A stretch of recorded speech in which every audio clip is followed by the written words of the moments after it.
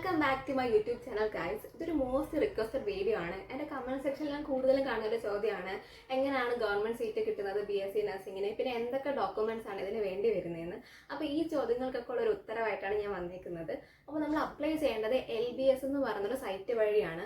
കുറേ പേർക്കുള്ള ഒരു ഡൗട്ടാണ് എൻട്രൻസ് എക്സാം എഴുതണമെന്നൊക്കെ ഉള്ളത്. പക്ഷെ നമ്മൾ കേരളത്തിലെ BSc നഴ്സിന് അഡ്മിഷൻ കിട്ടാൻ ഒരു എൻട്രൻസ് എക്സാം എഴുതണ്ട. പക്ഷേ എയിംസ്, ജിപ്മർ അങ്ങനത്തെ ഒക്കെ ഇൻസ്റ്റിറ്റ്യൂഷനിൽ പോയി BSc നഴ്സിംഗ് പഠിക്കാനാണെങ്കിൽ അവർക്ക് അവരുടേതായ എൻട്രൻസ് എക്സാം ഒക്കെ ഉണ്ട്. പക്ഷെ നമ്മൾ കേരളത്തിൽ ഇതുവരെ ഒരു എൻട്രൻസ് എക്സാം വന്നിട്ടില്ല. അടുത്ത വർഷം തൊട്ട് എൻട്രൻസ് എക്സാം ആക്കുമെന്നൊക്കെ പറയുന്നുണ്ട്. പക്ഷെ ഇതുവരെ അതിൻ്റെ ഒരു നോട്ടിഫിക്കേഷൻ വന്നിട്ടില്ല. പിന്നെ കുറേ പേർക്കുള്ള ഡൗട്ടാണ് ഏത് സബ്ജക്റ്റിൻ്റെ മാർക്കാണ് ഇവർ കൂടുതൽ നോക്കുക എന്നുള്ളത്. നമ്മൾ +2 ഫിസിക്സ്, കെമിസ്ട്രി, ബയോളജിയുടെ മാർക്കാണ് നമ്മൾ ഇൻഡെക്സ് മാർക്കായിട്ട് നമ്മൾ അപ്ലൈ ചെയ്യുമ്പോൾ കൊടുക്കുന്നത്. അപ്പോൾ കുറേ പേർക്ക് വീണ്ടും ഡൗട്ടുണ്ട്, എനിക്ക് ഗവൺമെൻറ് സീറ്റ് കിട്ടുമോ, എത്ര മാർക്ക് വേണം ഗവൺമെൻറ് സീറ്റ് കിട്ടാമെന്നൊക്കെ ഉള്ളത്. അപ്പോൾ എൻ്റെ ഒരു ഇതിൽ പറയുകയാണെങ്കിൽ കൂടുതൽ നല്ല മാർക്കുള്ളവർക്കാണ് ഗവൺമെൻറ് സീറ്റ് കിട്ടാൻ ചാൻസ്. ഭയങ്കര സീറ്റ് കുറവാണ് ഗവൺമെൻറ്റിന്. അപ്പോൾ എൻ്റെ ക്ലാസ്സിൽ നോക്കുകയാണെങ്കിൽ തന്നെ 60 സീറ്റേ ഉള്ളൂ. അപ്പോൾ കൂടുതൽ കുട്ടികൾക്ക് 300-ൽ 300 തന്നെ ഇൻഡെക്സ് മാർക്കും ഉണ്ട്. പിന്നെ എല്ലാവർക്കും ഒരു 96-95% എബോവ് +2 മാർക്കും ഉണ്ട്. അപ്പോൾ ഇവർക്കാണ് കൂടുതൽ ഗവൺമെൻറ് സീറ്റ് കിട്ടാൻ ചാൻസ്. കാരണം നമ്മൾ നോക്കുകയാണെങ്കിൽ തന്നെ 14 ജില്ലയിലും 14 ഗവൺമെൻറ് കോളേജേ വരുന്നുള്ളൂ. അപ്പോൾ തന്നെ സീറ്റ് കുറവാണ്. ഒരു ഗവൺമെൻറ് കോളേജിൽ ആകെ 60 സീറ്റ്, പിന്നെ ട്രിവാൻഡ്രത്ത് മാത്രം 100 സീറ്റ്, അങ്ങനെയൊക്കെയാണ് വരുന്നത്. അപ്പോൾ ഭയങ്കര സീറ്റ് കുറവും പിന്നെ അപ്ലൈ ചെയ്യുന്ന കുട്ടികളുടെ എണ്ണം കൂടുതലായതുകൊണ്ട് തന്നെ നമുക്കിപ്പം ഗവൺമെൻറ് സീറ്റ് തന്നെ കിട്ടുമെന്ന് ചോദിക്കാൻ എനിക്ക് ഡൗട്ടാണ്. നല്ല മാർക്ക് ഉണ്ടെങ്കിൽ നമുക്ക് ചാൻസ് ഉണ്ട് കിട്ടാൻ.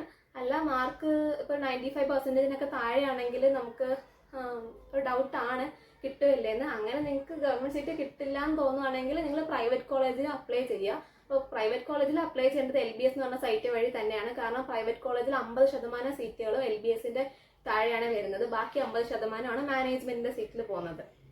ഇനി എന്തൊക്കെ ഡോക്യുമെന്റ്സ് ആണ് ഇതിന് വേണ്ടി വരുന്നതെന്ന് നോക്കാം. അപ്പോൾ ഒന്ന് മറന്നു പോകാതിരിക്കാൻ ഞാൻ എല്ലാവരും ബുക്കിൽ എഴുതി വെച്ചിട്ടുണ്ട്. അപ്പോൾ ആദ്യം വേണ്ടത് നിങ്ങൾക്ക് പാസ്പോർട്ട് സൈസ് ഫോട്ടോ ആണ്. വൈറ്റ് ബാക്ക്ഗ്രൗണ്ടിൽ എടുത്ത പാസ്പോർട്ട് സൈസ് ഫോട്ടോയാണ് കൂടുതൽ നല്ലത്. അപ്പോൾ നിങ്ങൾ 5 വർഷം 6 വർഷം മുമ്പ് എടുത്ത ഫോട്ടോ ആണെങ്കിൽ ഒന്നുകൂടെ ഫോട്ടോ എടുക്കുക. കാരണം ലേറ്റസ്റ്റ് ഫോട്ടോഗ്രാഫാണ് നമുക്ക് ആവശ്യം. പിന്നെ നമ്മുടെ ഫോട്ടോ സോഫ്റ്റ് കോപ്പി ആക്കി വെക്കുക. കാരണം നമ്മൾ ഇതെല്ലാം ഒരു സൈറ്റിൽ അപ്ലോഡ് ചെയ്യുന്നതുകൊണ്ട് നമുക്ക് സോഫ്റ്റ് കോപ്പി വേണ്ടി വരും. അഥവാ നിങ്ങളുടെ കയ്യിൽ സോഫ്റ്റ് കോപ്പി ഇല്ലെന്നുണ്ടെങ്കിൽ വിഷമിക്കണം. നമ്മളൊരു കഫേയിൽ പോയിട്ട് അപ്ലൈ ചെയ്യുവാണെങ്കിൽ അവർ തന്നെ നമ്മുടെ passport size photo soft copy ആക്കിക്കോളും. പിന്നെ വേണ്ടത് സ്വന്തമായിട്ടൊരു ഇമെയിൽ ID ഫോൺ നമ്പറും ആണ്. അപ്പോൾ ഇമെയിൽ ID ആക്റ്റീവ് ആണ് ഉറപ്പാക്കണം. ഇപ്പോൾ +2 ഒക്കെ കഴിഞ്ഞിട്ടായിരിക്കുമല്ലോ BSc നഴ്സിങ്ങിന് പോകാൻ തീരുമാനിച്ചത്. അപ്പോൾ എല്ലാവർക്കും സ്വന്തമായിട്ടൊരു ഇമെയിൽ ID ഫോൺ നമ്പറൊക്കെ ഉണ്ടാവുമെന്ന് പ്രതീക്ഷിക്കുന്നു. അപ്പോൾ സ്വന്തമായിട്ടൊരു ഇമെയിൽ ID ഫോൺ നമ്പറും വേണം. പിന്നെ നമുക്ക് വേണ്ടത് SSLCയുടെ സർട്ടിഫിക്കറ്റും +2 സർട്ടിഫിക്കറ്റുമാണ്. SSLC സർട്ടിഫിക്കറ്റിനും +2 സർട്ടിഫിക്കറ്റിനും ഒറിജിനൽ വേണം, കോപ്പിയും വേണം. പിന്നെ വേണ്ടത് നേറ്റിവിറ്റി സർട്ടിഫിക്കറ്റ് ആണ്. നമ്മൾ കേരളൈറ്റ് ആണ് എന്ന് തെളിയിക്കാനുള്ള സർട്ടിഫിക്കറ്റാണ് നേറ്റിവിറ്റി സർട്ടിഫിക്കറ്റ്.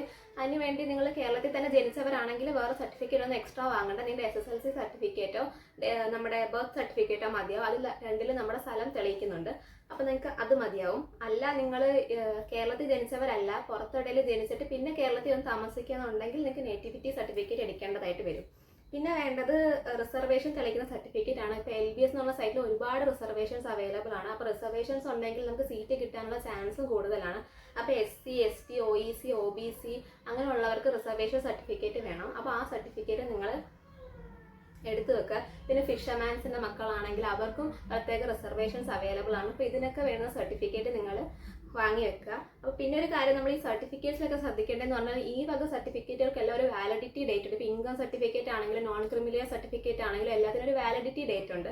ഈ വാലിഡിറ്റി ഡേറ്റ് നിങ്ങൾ ഉറപ്പാക്കുക. നിങ്ങൾ ആ സർട്ടിഫിക്കറ്റിന് ഏറ്റവും താഴെ അതിൻ്റെ വാലിഡിറ്റി ഡേറ്റ് എന്നും പറഞ്ഞൊരു ഡേറ്റ് കൊടുത്തിട്ടുണ്ട്. അപ്പോൾ ആ ഡേറ്റ് നിങ്ങൾ നോക്കുക. നിങ്ങൾ ആപ്ലിക്കേഷൻ കൊടുക്കുന്നതിന് മുന്നേ തന്നെ ആ ഡേറ്റ് തീരുവാണെന്നുണ്ടെങ്കിൽ പിന്നെ നമ്മൾ ആ ഒരു ഡോക്യുമെന്റ് വെച്ച് അപ്ലൈ ചെയ്താൽ നമുക്ക് റിജക്റ്റ് ആവും. അപ്പോൾ നിങ്ങൾ അതൊക്കെ നോക്കുക. അല്ല നിങ്ങളുടെ വാലിഡിറ്റി ഡേറ്റ് കഴിഞ്ഞിട്ടുണ്ടെങ്കിൽ നിങ്ങളത് ഒന്നുകൂടെ അപ്ലൈ ചെയ്യുക. കാരണം ഒരു ആഴ്ചയ്ക്കുള്ളിൽ തന്നെ നമുക്ക് ഈ സർട്ടിഫിക്കറ്റ് ഒക്കെ കിട്ടും. ഇപ്പം ഞാൻ പറഞ്ഞല്ലോ, റിസർവേഷൻ തെളിയിക്കാൻ വേണ്ടി നമുക്ക് നമ്മുടെ കാറ്റഗറി തെളിയിക്കുന്ന സർട്ടിഫിക്കറ്റ് വേണം. പിന്നെ ഇൻകം സർട്ടിഫിക്കറ്റ് ആവശ്യമായിട്ടുണ്ട്. പിന്നെ ഈ OBC, OECക്കാരുടെ റിസർവേഷനൊക്കെ തെളിയിക്കാൻ വേണ്ടി നോൺ ക്രിമിലെയർ എന്ന് പറഞ്ഞൊരു സർട്ടിഫിക്കറ്റ് ആണ് വേണ്ടി വരുന്നത്. പിന്നെ എന്ന് പറഞ്ഞാൽ ഡിസേബിലിറ്റി ഉള്ളവരാണെന്നുണ്ടെങ്കിൽ നിങ്ങൾക്ക് ഡിസേബിലിറ്റി സർട്ടിഫിക്കറ്റ് എന്ന് പറഞ്ഞ സർട്ടിഫിക്കറ്റ് കിട്ടും. അപ്പോൾ ആ സർട്ടിഫിക്കറ്റ് വാങ്ങാം.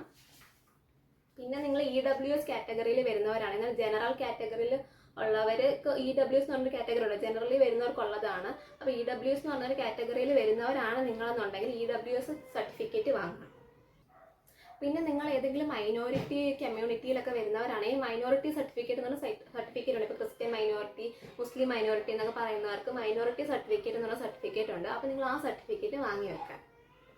അപ്പോൾ ഇത്രയൊക്കെ സർട്ടിഫിക്കറ്റ് ആണ് വേണ്ടത്. അപ്പോൾ നിങ്ങൾ അപ്ലൈ ചെയ്യാൻ പോകുമ്പോൾ ഈ ഏതെങ്കിലും സർട്ടിഫിക്കറ്റ് നിങ്ങൾ എടുക്കാൻ മറന്നെങ്കിലോ കൊടുത്തില്ലെങ്കിലോ നിങ്ങൾ വിഷമിക്കേണ്ട ആവശ്യമൊന്നുമില്ല. കാരണം അവർ നമുക്കൊരു ടൈം പീരീഡ് തരും, ഇത്രയും സമയത്തിനുള്ളിൽ ഇതിൽ അപ്ലൈ ചെയ്താൽ മതി, ഇത് അപ്ലോഡ് ചെയ്താൽ മതി എന്ന് അവർ പറയും. അപ്പോൾ അതുകൊണ്ട് നിങ്ങൾ വിഷമിക്കേണ്ട ആവശ്യമൊന്നുമില്ല. അപ്പോൾ ഏതെങ്കിലും സർട്ടിഫിക്കറ്റ് അപ്ലൈ ചെയ്തില്ലെങ്കിലും കുഴപ്പമൊന്നുമില്ല, നമുക്ക് അതിനുള്ള സമയം കിട്ടുന്നതാണ്.